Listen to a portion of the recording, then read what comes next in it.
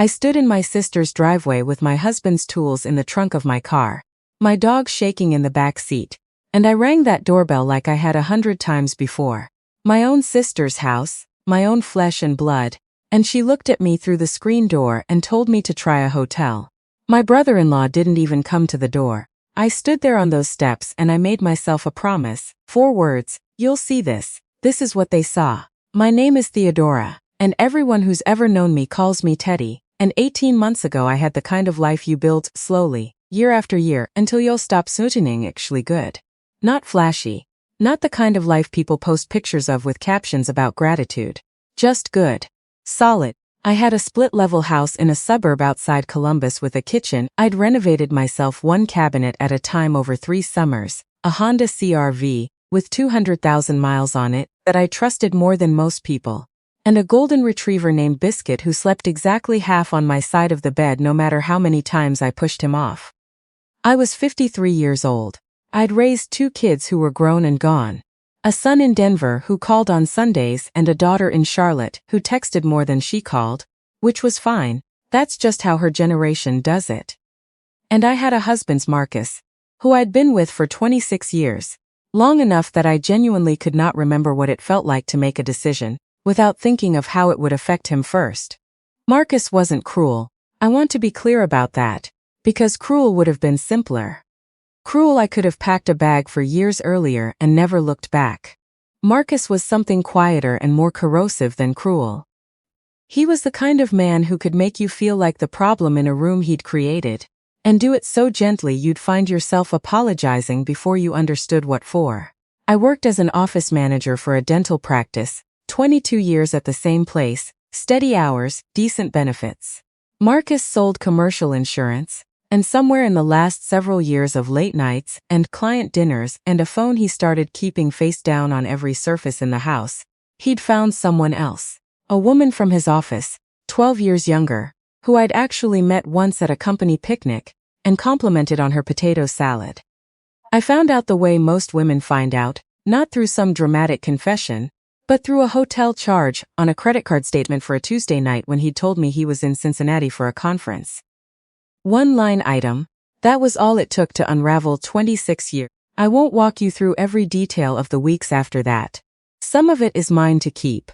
What I'll tell you is that we tried, briefly, the way you try to save something you already know and your gut is gone, and by early spring I had a lawyer and a folder of documents and a plan, even if the plan was held together mostly with duct tape and stubbornness. What I did not expect, what genuinely blindsided me, was what happened when I told my family. I come from what I always described, proudly, as a tight family. My parents had passed a few years back, within 8 months of each other, the way some couples do when they've been together too long to imagine the world separately. That left my older sister, Renee, as the closest thing I had to a parent figure left. Even though she was only 4 years older than me, Renee had married well, by which I mean she'd married a man named Garrett, who ran a successful HVAC company, and they had a 4-bedroom colonial out in New Albany with a finished basement, a pool, and more square footage than 2 people, and an empty nest could possibly need. I called Renee the night I filed the paperwork, told her everything, the hotel charge, the woman from the office, the lawyer, the plan to list the house once the divorce was final, because neither of us could afford to keep it alone. I told her I needed somewhere to stay for a few weeks, just until I found an apartment, just until Biscuit and I had somewhere that wasn't a Marriott eating into my savings at $140 a night. There was a pause on the line. I know that pause now. It has its own grammar. Teddy, she said, you know Garrett's mother stays with us sometimes.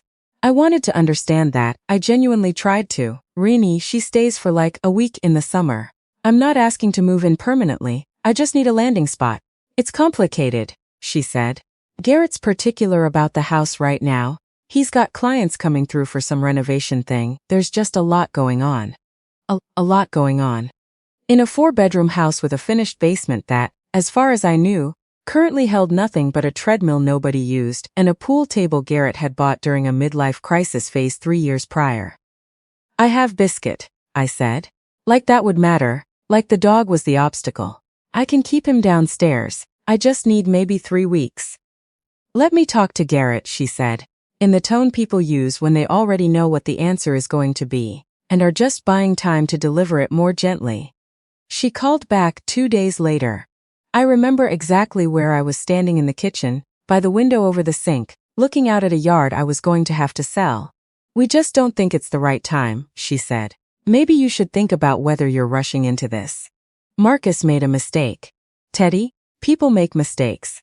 26 years is a long time to throw away. He had cheated. I had the hotel receipt. I had texts I never should have seen and couldn't unsee. And somehow I was the one being asked to slow down and reconsider. I drove out to New Albany the next morning anyway, because I am stubborn in a way that has occasionally served me and occasionally cost me. And because some part of me thought if I just stood there, if I just showed her my face, she'd remember who I was to her. I pulled into that long paved driveway I'd pulled into for every holiday for 15 years, parked behind Garrett's truck, and walked up to a front door with a fall wreath on it that Renee changes out 4 times a year like clockwork. Renee answered. She looked tired in a way that had nothing to do with me. "Teddy, I told you, this isn't a good time. I have nowhere to go tonight," I said. My voice came out steadier than I expected, given that my hands were shaking. "I'm not asking for a guest room with a turn-down service, Renee. I'm asking my sister for a couch."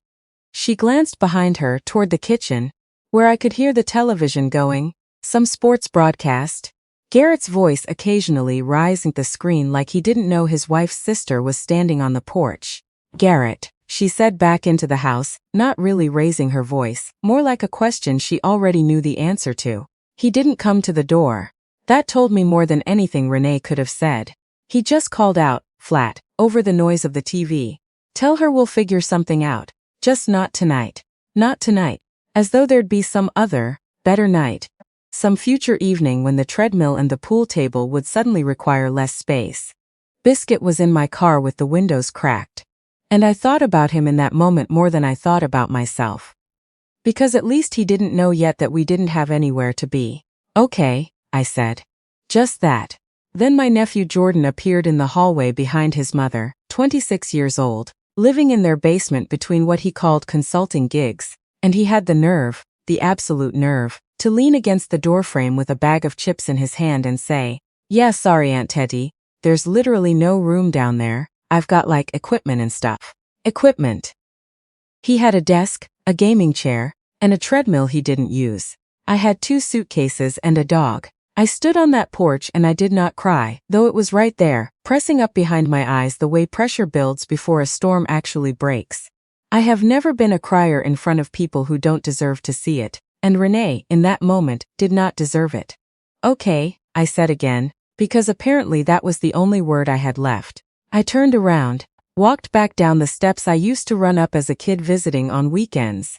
Got in my car and Biscuit put his head on my shoulder like he understood something I hadn't said out loud yet. That night, Biscuit and I checked into a Red Roof Inn off Route 161 that allowed pets for an extra $20 a night. It smelled like industrial carpet cleaner and the ice machine down the hall rattled every time it ran, and it was, all things considered, the cleanest, most honest place I'd been in weeks. I sat on the edge of the bed with a dog who refused to settle until he was pressed entirely against my hip. And I made myself a promise. 4 words, "You'll see this." Not revenge, exactly. Just a vow that whatever happened next, I'd build it where they could watch. I'll skip over the next stretch. Not because it wasn't real, but because this isn't really a story about the hard part, even though the hard part was hard. There were 6 weeks in that motel that I tried to make feel temporary even as the math kept stretching it longer. There was a week I fed myself peanut butter on crackers, because I'd spent what I had left on a vet visit, when Biscuit got an ear infection, from God knows what motel carpet. There were nights I sat in that bathroom with the fan running so I wouldn't wake the dog, and let myself feel exactly how alone I was. And then I'd wash my face, because somewhere I still had a job to show up to in the morning, and a dog who needed walking, and a version of myself I refused to let Renee's front porch define. What I want to tell you is what came after. My boss at the dental office, Dr. Whitfield, a woman who'd hired me 22 years earlier when I was 29 and had no idea what insurance billing codes even were, noticed something was wrong before I said a word. She found me crying in the supply closet over a box of nitrile gloves of all things, and she didn't ask for the whole story. She just said, "Take whatever time you need, and Teddy, I need a practice manager, not just an office manager. The position's yours if you want it." I took it before she finished explaining the raise that came with it. I found a one-bedroom apartment in Westerville, not glamorous, but it had a fenced patch of yard out back for Biscuit, and a landlord who didn't blink at the dog deposit. The carpet was the color of weak coffee, and had clearly seen 3 decades of tenants. But the lease had my name on it. Just mine. I remember standing in that empty living room the day I got the keys. Nothing in it yet but a folding chair. And feeling something settle in my chest for the first time in months. The divorce took 10 months. Marcus's attorney was aggressive about the house. About what he felt entitled to after putting up with the stress of the split. Which was an audacious phrase to use about a divorce he had caused. But 22 years of pay stubs and a credit card statement with a Tuesday night hotel charge do most of the talking in mediation. I came out of it with enough from the house sale to put a real down payment on a small bungalow. 8 months later. Modest, 3 bedrooms, an actual garage, a yard big enough for Biscuit to run circles in until he collapsed dramatically in the grass like he'd run a marathon. My family found out I'd landed on my feet, the way families do in towns where everyone still goes to the same grocery store. Renee called me about 5 months after the divorce was final. It was the first time she'd called since that morning in New Albany. "I heard you bought a house," she said, like she'd just happened to be passing by the information instead of clearly having gone looking for it. "That's wonderful, Teddy. I'm so glad it worked out." "Are you?" I said. Not really a question. "Teddy, you have to understand. Things were complicated that spring with Garrett's mother and the renovation, and..." "Rennie," I said. "I understand. I understood it on your porch. I had a dog in a hot car and nowhere to sleep, and you and Garrett decided a pool table needed the basement more than I did." There was a silence that had a lot in it. "We were worried you were acting impulsively," she finally said. 26 years, Teddy. We thought you might regret it." "I had a hotel receipt with a date on it," I said. "I wasn't being impulsive. I was asking my sister for a couch." She tried the tone she always tries when she's cornered, the gentle sigh, the suggestion that I was holding on to something I should let go of, that families go through rough patches, that we should focus on moving forward. I let her talk until she ran out of things to say. Then I told her I needed some time, and that I'd reach out when I was ready. I haven't rushed that particular timeline, and I don't intend to. Jordan reached out about 4 months after that. Out of nowhere, a long text about how he'd been doing some reflecting, and felt bad about how things went down and hoped we could talk sometime. I read it twice. I thought about the chips, the gaming chair, the word equipment. I wrote back something brief and not unkind, told him I appreciated him reaching out, told him I needed more time. He's texted twice since then, increasingly aware, I think, of exactly what he said that day and how it's aged. Garrett has not reached out at all, which is its own kind of honesty. And I'll give him that much. About 7 months after the divorce, Whitfield asked if I'd be interested in buying into the practice as a minority partner, since she was starting to think about retirement timelines, and wanted someone who actually understood the business to have a real stake in it. I sat in my car in the parking lot after that conversation, and just breathed for a minute. Because it wasn't a gift. It wasn't anyone's charity. It was 22 years of showing up, finally being seen for what it was worth. I repainted the kitchen in the bungalow a soft sage green that my daughter picked out over video call. Squinting at paint swatches I held up to my laptop camera. I planted tomatoes in the backyard that summer. Badly, because I'd never had a yard worth planting anything in before, and most of them came in lopsided and a little too acidic. And I ate every single one, like they were the best tomatoes grown in the history of Ohio. My son flew in from Denver for a long weekend that fall, walked through the house room by room, and stood for a long moment in the kitchen looking at the cabinets I'd already started refinishing myself. Same as the old house, same stubborn habit. "Mom," he said, "I think you're really okay." "I think so too," I told him, and I meant it in a way I hadn't been able to mean it in a long time. There's a particular kind of vindication that doesn't come with fireworks. Nobody hands you a moment where you get to watch the exact look on someone's face when they realize what they cost you. It's quieter than that. It's a deed with your name on it, a loan. It's a savings account you watch grow every month instead of dread. It's a dog asleep in a sunbeam on a kitchen floor. You tiled yourself, and a Sunday morning where you make coffee and don't think about anyone's permission to be there.